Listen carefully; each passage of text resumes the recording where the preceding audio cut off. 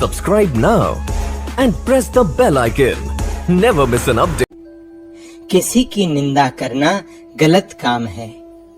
तुम देखते होगे कि कितने लोग बद्रीनाथ दर्शन करने जाते हैं। अगर कोई मार्ग में खड़ा होकर झगड़ा करना शुरू कर दे तो उससे क्या लाभ होगा? यही होगा कि बद्रीनाथ दर्शन करने में देर हो जाएगी। इसलिए कहती हूँ कि सर्वदा एक लक्ष्य पर चलते रहो। अनाहत धुनी जलाने का प्रयत्न करो। अग्नि निर्वापित ना होने पाए इस ओर ध्यान लगाए रहो। समय बर्बाद मत करो, आलस्य खराब है। गृहस्थी का आनंद तो ले चुके, अब जरा उससे अलग रहने का प्रयत्न करो।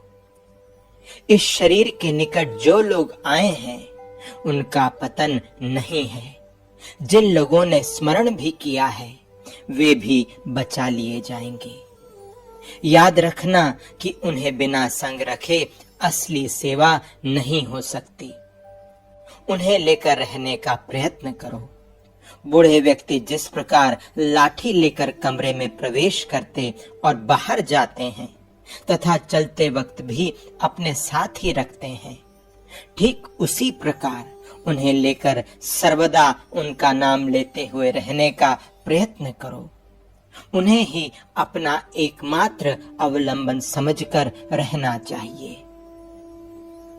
प्रश्न: माँ, जप और कीर्तन में कौन सा अच्छा है? माँ, पिताजी, सभी के लिए सब नहीं है। किसी के लिए जप ठीक है तो किसी के लिए कीर्तन अच्छा है।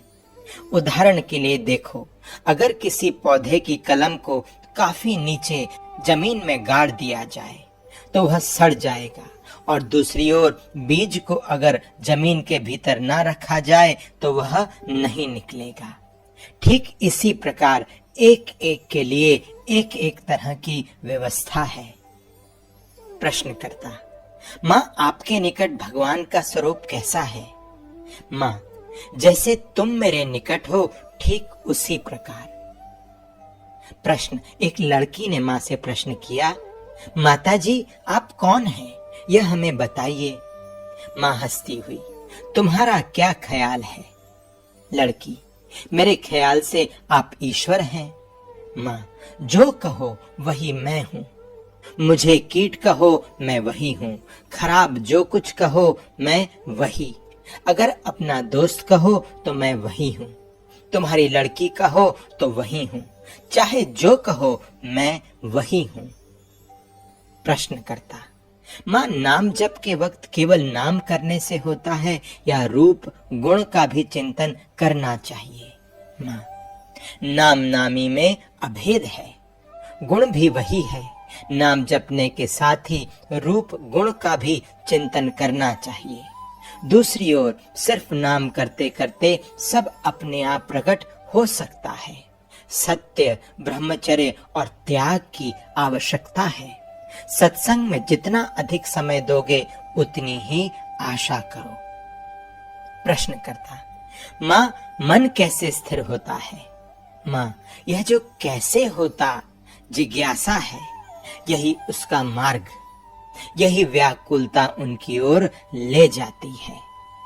प्रश्नकर्ता: माँ, अज्ञान से किए हुए कर्म का फल भोगना पड़ता है कि नहीं? माँ, अज्ञान कृत कर्म का फल भोग होता है और नहीं भी होता है। दोनों ही पक्ष सत्य हैं। देखते हो कि शिशु के अपराध को हम अपराध नहीं मानते। शिशु यदि अज्ञान में किसी का वध कर दे, क्या हम उसे फांसी या जेल भेजते हैं? बच्चे को क्षमा करने की हमारी स्वाभाविक प्रवृत्ति है। और देखो, अज्ञान शिशु यदि अग्नि का स्पर्श करे तो क्या उसका हाथ जलेगा नहीं? इसलिए तुम यह नहीं कह सकते हो कि अज्ञान कृत कर्म का भोग बिल्कुल नहीं होता।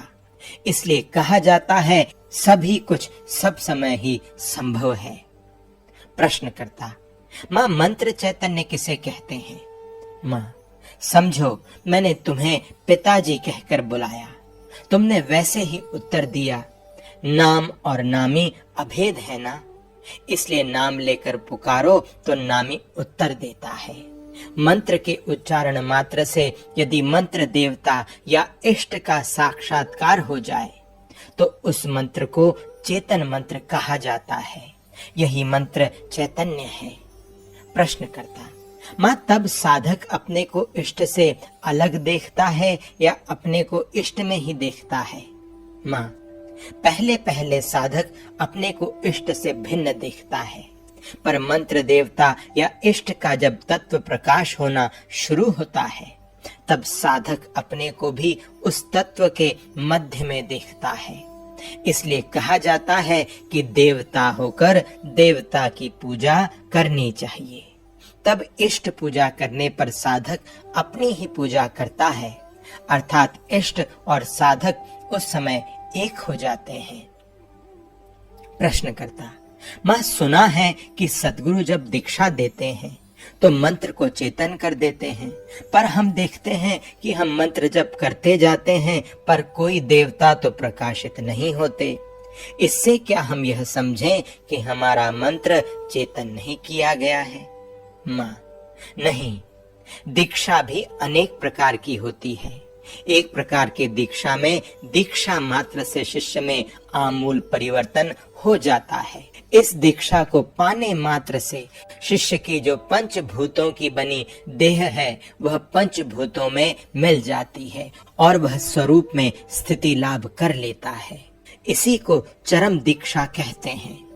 सद्गुरु से जो दीक्षा मिलती है, जिसमें गुरु अपनी शक्ति मंत्र के द्वारा शिष्य को प्रदान करते हैं, इस दीक्षा के फलस्वरूप शिष्य धीरे धीरे संस्कार मुक्त होकर स्वरूप में स्थित हो जाता है।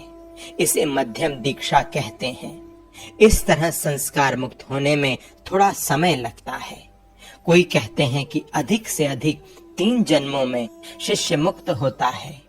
सद्गुरु की इस शक्ति को यदि शिष्य ग्रहण ना कर सके तो भी वह काम करती है। इसलिए कहा जाता है, सद्गुरु का आश्रित शिष्य कोई काम करे या ना करे, उससे उसकी उन्नति में कोई व्याघात नहीं होता। फिर भी मंत्र पाकर यदि वह जप तप करे तो जल्दी जल्दी उन्नति प्राप्त कर सकता है। और एक तरह की दीक्षा है जिसे साधारण दीक्षा कहा जाता है, जैसे कुल गुरु से ली हुई दीक्षा। यहाँ कुल गुरु की तो इतनी क्षमता नहीं है कि वह मंत्र के साथ योग करा दे, पर फिर भी प्रत्येक मंत्र की अपनी शक्ति होती है, क्योंकि प्रत्येक मंत्र ही सिद्ध है। मंत्र की यह अंतर्निहित शक्ति शिष्य को चालित कर सकती है, परंतु इसकी गति बहुत धीमी है। इसके अतिरिक्त बार बार दीक्षा लेने की भी व्यवस्था है। जैसे गुरु ने एक मंत्र दिया, उसका जप करके शिष्य के कुछ उन्नत होने पर फिर उसे और उन्नत करने के लिए एक और मंत्र दिया। यह जो क्रम दीक्षा है वह शिष्य के भीतर स्वतः स्वरित हो सकती है। गुरु का शरीर न रहने पर क्रम दीक्षा में कोई व्याघात हो, ऐसी बात नहीं है, क्योंकि गुरु कभी मरते नहीं। समय पर प्रयोजन होने पर सर्वदा ही वह अपने को प्रकट करते हैं।